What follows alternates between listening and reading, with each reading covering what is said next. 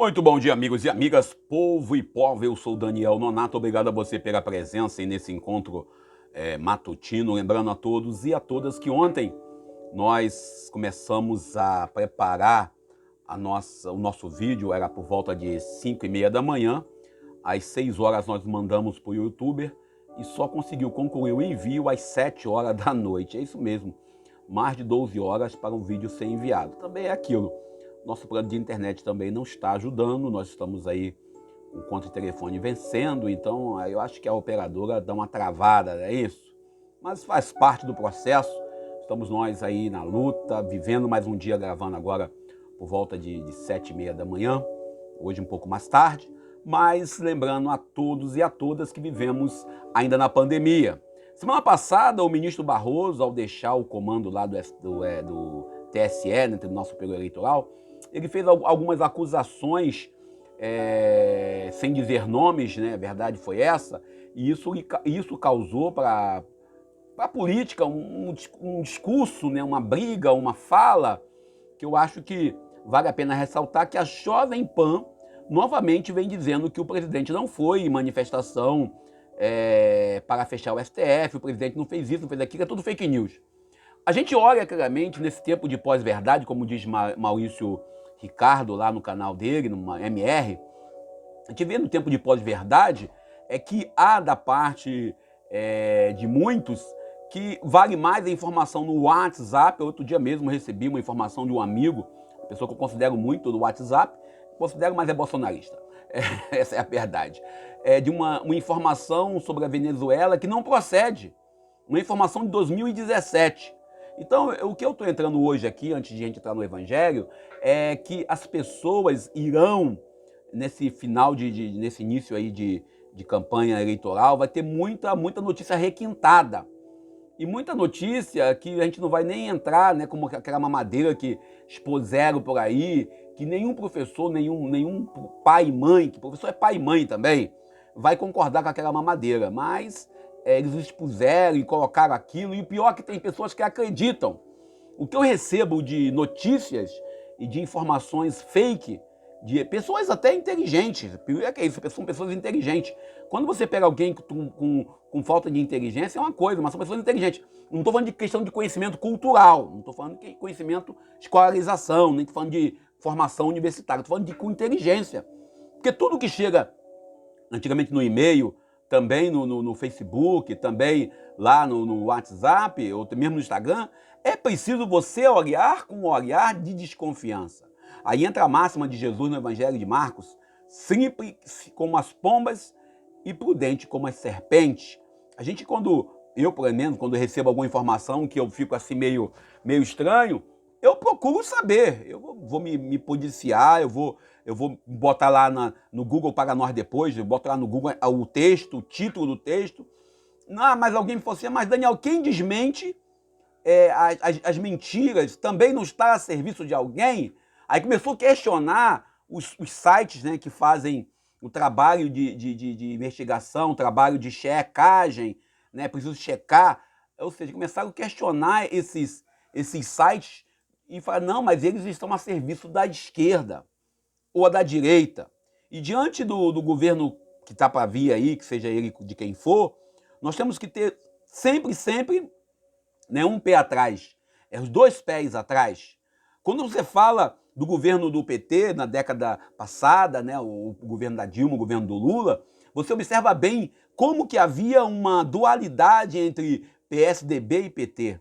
Quantas vezes eu, por ter criticado o ex-presidente Lula e criticado a ex-presidente Dilma, nas minhas postagens lá no Facebook, eu ouvi palavras que eu era coxinha. Quantas vezes eu vi alguém questionando a presença do Alckmin? E hoje, você, quando coloca isso dentro do grupo de esquerda, que se você quer ser esquerda, não tem como coligar com o Alckmin, alguém fala assim: ah, tem nada a ver, você tem que entender que o tempo é hoje, é pela democracia. E pela democracia, entre aspas, se criam os monstros. Pela democracia, se elegemos Dilma sem condições nenhuma de governar. Não é que a Dilma é má pessoa, não vamos confundir. Ontem eu falava com uma amiga tesoureira de um grupo de pastoral, eu dizia para ela: olha, uma coisa é você ter disposição, estar disponível para servir na tesouraria. Outra coisa é ter o carisma e o dom para administrar e viver esse ministério que é ser tesoureiro. Tem muitas pessoas nas nossas comunidades que são honestas, que são capacitadas, mas não têm capacidade para exercer o cargo de tesouraria.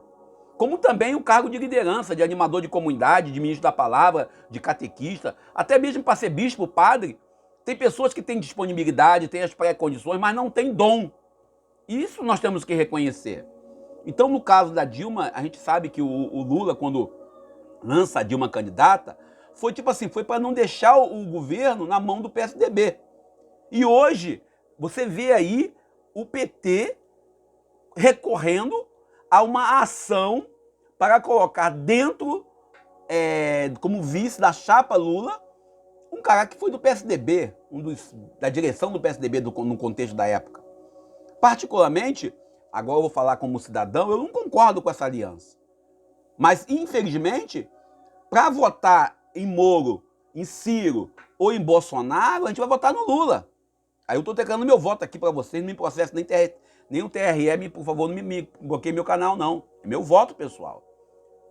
Se tiver lá que votar no meu cachorro e Bolsonaro, meu cachorro é candidato, eu elejo ele. Se tiver que eleger entre Moro e Bolsonaro, aí fica difícil, aí eu voto nulo, porque não tem condições. Não tem condições. Não tem condições. Mas eu paro por aqui, pedindo a Deus nos abençoe, vamos para o evangelho de hoje. Lembrando, se nós fôssemos seguir a liturgia como prevê o dia de hoje nós iríamos ler o evangelho de Marcos, capítulo 9, versículo 30 ao 37, né, quando Jesus parte da Galileia, e aí diz, o Filho do Homem vai ser entregue nas mãos do homem, que é onde matar, nas 3 dias depois vai ressuscitar. Quando Jesus anuncia que vai voltar, né, lá em Marcos capítulo 9, versículo 30 ao 37. Mas hoje é um dia especial na Igreja Romana, a Igreja Católica Romana, que eu ainda faço parte, ela hoje celebra a Cátedra de São Pedro, é uma festa, é um momento em que a igreja celebra no sentido de celebrar o primado petrino, porque nós temos na Igreja Católica duas colunas fundamentais. Uma é a coluna de Paulo, São Paulo Apóstolo, outra coluna é a coluna de São Pedro. Pedro e Paulo são celebrados em 29 de junho, os dois juntos.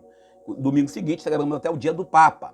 Mas temos duas datas que são datas concatenadas. Uma, dia 25 de janeiro, nós celebramos a conversão de São Paulo. E no dia 22 de fevereiro, nós celebramos a Cátedra de Pedro.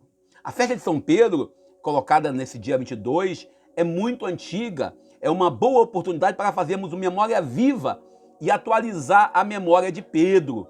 O Pedro apóstolo, um homem que nasceu em Cafarnaú, tinha uma profissão de pescador, e quando encontra Jesus, ele deixa o trabalho, a casa, a família, para seguir o Jesus. Os evangelhos mostram claramente que Pedro tinha uma esposa, e é uma pessoa simples, Pedro. Mostra porque ele tem sogra, tem esposa. Ele era uma pessoa espontânea, ele dizia num momento evangélico, Senhor, ninguém não permita você ser traído, nós iremos, não permita. Né? Eu não tenho que dizer, tu és o Cristo, Filho de Deus. E até mesmo quando ele é questionado lá pelas autoridades, pelo algum lá no momento do julgamento de Jesus, ele diz que não conhece Jesus, ele age por impulso. Bem aquilo que o padre Fábio de Mello fala, Pedro revela bem o laço humano do coração puro que tenta encontrar. Os evangelhos colocam bem claro que Pedro é aquele homem da primeira hora. Ele é um homem da primeira hora. Ele sempre está disposto, por motivo da emoção, por motivo da sua disposição, de se colocar sempre naquele momento forte. O evangelho de hoje, o evangelho que nós vamos meditar, o evangelho é Mateus 16, 13 a 19. Aquele evangelho que eu já disse, que alguns colocam aí, que é o evangelho que tem aí a criação da Igreja Católica, quando na verdade não é. Quando Jesus pergunta quem sou eu? Para poder ser igreja de Cristo, a primeira coisa que tem que ter é o reconhecimento de quem é Jesus. Jesus é esse homem, é o Deus homem encarnado no meio da humanidade. Em nossa realidade de hoje, Jesus, quando interroga os discípulos, ele interroga até mesmo para saber com quem está andando. Ele interroga também para questionar até que ponto, nesse tempo de caminhada, ele já se deu a conhecer. As respostas dos demais apóstolos que respondem que ele diz que é Elias, que ele é Messias, que ele é João Batista, e a resposta de Pedro, no contexto bíblico, e você vai ver claramente, se você continuar lendo esse capítulo 16, você vai ver Pedro dizendo aqui, tu és o Cristo, o Filho de Deus, e mais à frente ele vai dizer que não permita a Deus isso, não vai fazer isso. Jesus diz aqui, olha, bendito és tu, filho de Barjonas, filho de Jonas, né? Barjonas, porque tu és quem revelou foi o Espírito Santo. É um dos primeiros a ser movido pelo Espírito Santo, um dos primeiros a ser movido pela ação de Deus. E essas palavras de Pedro é uma profissão de fé total e confiante na ação de Deus, uma completa entrega que tem um sabor, um cheiro, um gosto, uma vocação pascal, pois é na Páscoa que nós conhecemos de verdade a autoridade e a presença do reino. Essas palavras revelam também quem é Pedro. A gente, quando fala de religião, quem é Pedro, quando fala de religião, quando nós falamos de vivência, nós estamos falando claramente do nosso método de vida. Quem é Pedro? Pedro é aquele homem simples. Pedro é aquele crente, aquele que acredita na promessa. Interessante é que o texto, na segunda parte, define também Jesus em relação a Pedro. Pedro é chamado de bem-aventurado, porque tem uma inspiração divina, está disposto à inspiração divina. E também por isso que nós temos aí, vamos dizer assim, a questão do Papa. O Papa ele tem essa obrigação de estar na inspiração divina. Quando a gente fala da sede petrina, ou quando nós falamos da vocação de São Pedro, o nome que Jesus dá a Pedro indica que a missão dele, a missão do padre, a missão do Papa, a missão do bispo, a missão do cristão é ser pedra fundamental, sólida, embasada, que dá força, que sustenta o edifício, que é a igreja, é a comunidade. Esse texto que Jesus hoje coloca, dizendo tu és Pedro, hoje ele diz para cada um de nós. A entrega das chaves, que alguns falam, até existe uma piadinha sem graça, mas é uma piada que diz que Jesus chamou o bom ladrão para poder entrar com ele no céu, porque ele tinha deixado a chave com Pedro, né? Falou assim, tu ainda hoje estarás comigo no paraíso. E aí a grande piada, o pessoal fala, não, Jesus chamou o bom ladrão porque se chamasse o mau ladrão ia arrombar a porta. E aí ele chama o bom ladrão para poder facilitar, para poder entrar. Na verdade não tem nada a ver. Na verdade, Dimas e Gestas são os dois que estão do lado de Jesus. Dimas e Gestas estão ligados ao grupo dos zelotas, não tem nada a ver com ladrão, como alguém fantasia por aí.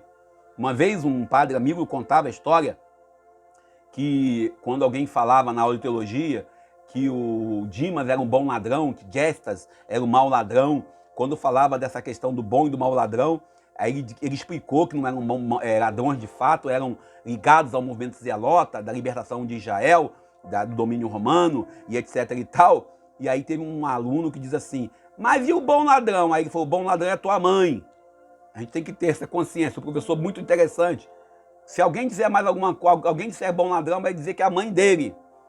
E aí, ou seja, a gente não entende, às vezes, porque a gente, quando lê o texto de forma fundamentalista, a gente sempre vai ter essa visão. E essa entrega das chaves, voltemos aqui, simboliza essa relação íntima de Jesus com Pedro. Você só deixa a chave da sua casa, a chave, quando você tem uma relação íntima. Eu não tenho a chave da casa da minha irmã, morando do lado da minha casa. Eu não tenho a chave da casa da minha prima, que mora mais um pouco por lá depois. A chave, quando você deixa a chave da sua casa para alguém, demonstra claramente uma relação mais do que íntima, uma relação assim quase que conjugal, aonde Cristo é o esposo e Pedro, em nome da igreja, a esposa, recebe a chave. Cristo realiza essa entrega da chave, representando para nós a salvação para a humanidade. Diz o homem que é o filho do homem. E Jesus, ele quando pergunta isso, ele pergunta o que os outros falam e o que eles falam. E Pedro só levanta a voz, ele só diz em nome dos 12, essa resposta a partir daquele momento do silêncio. Pedro é a pessoa da igreja. A igreja que é iluminada pelo Espírito de Deus. A igreja iluminada no Pentecostes. A igreja confiada na missão de salvar, de continuar a missão de Cristo.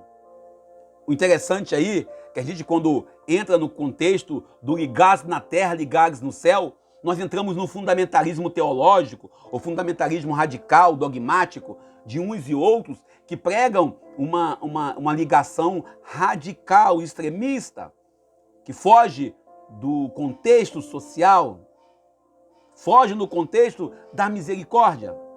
Pedro é o fundamento, é aquele que vai dar à comunidade apostólica uma direção. E hoje, para os padres, bispos, catequistas, líderes, coordenadores de comunidade, olhando o modelo de São Pedro, nós temos que olhar que Pedro ele sempre foi um homem da simplicidade, um homem do contexto, um homem da realidade. Por fim, a gente quando fala de ligar e desligar, não é esse poder de amaldiçoar e abençoar, esse poder de dizer quem pode ou não pode entrar no céu, mas sim a questão de conduzir a comunidade para o encontro com o Mestre e Senhor. A gente ainda entra na posição de Jesus, que ao questionar, ao perguntar, também hoje Deus pergunta para nós, aí também hoje Deus nos questiona em nossa consciência pelas nossas escolhas sociopolíticas, partidárias, ideológicas. Essa contextualização que Pedro é questionado, é o Pedro que vai dizer que não conheço Jesus. Eu nunca vi esse homem. É o mesmo Pedro que vai pegar a espada e cortar a orelha do soldado de Malco, o servo do centurião romano. E é o mesmo Pedro que lá em João, quando o Senhor ressuscita e ele está na praia, Jesus manda jogar rede, ele joga a rede. É o mesmo Pedro que vai se jogar na praia para se encontrar com Jesus à margem. Quando a gente olha para a figura de Pedro, quando celebramos a cátedra de Pedro, o primado petrino, a gente quando celebra isso, é para nós celebrarmos de verdade a nossa vocação de cristãos, de batizados, de pessoas ligadas diretamente a um projeto salvífico.